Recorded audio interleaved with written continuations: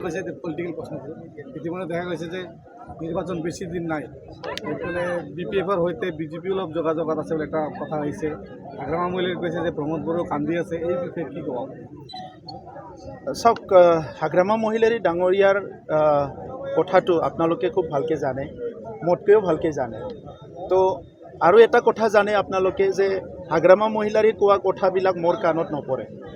মই শুনো তেখেতক কিন্তু কথাবিলাক মোৰ কাণত ইমান সময় নাথাকে আৰু আজি তেখেতে যিবিলাক কথা কয় এইবিলাকৰ কোনো ৰিয়েলিটি নাই আমি সংগ্ৰাম কৰি অহা মানুহ এই অঞ্চলৰ ৩৫ লাখ জনসাধাৰণৰ শান্তি সম্প্ৰীতি নিৰাপত্তা আত্মসন্মান লৈ জীয়াই থাকিব পৰা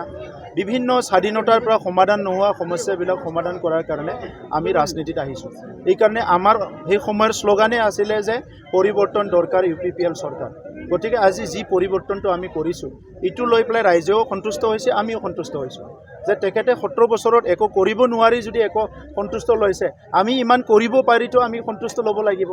আৰু ৰাইজক আমি অন্তৰ আত্মাৰ পৰা সন্মান দিছোঁ অন্তৰ আত্মাৰ পৰা বিশ্বাস কৰিছোঁ আৰু অন্তৰ আত্মাৰ পৰা আমি শ্ৰদ্ধা কৰিছোঁ গতিকে আজিৰ এই সময়ত হাগ্ৰামা মহিলাৰীয়ে কি কয় এইটো প্ৰাসংগিক নহয় ৰাইজে কি কয় এইটো প্ৰাসংগিক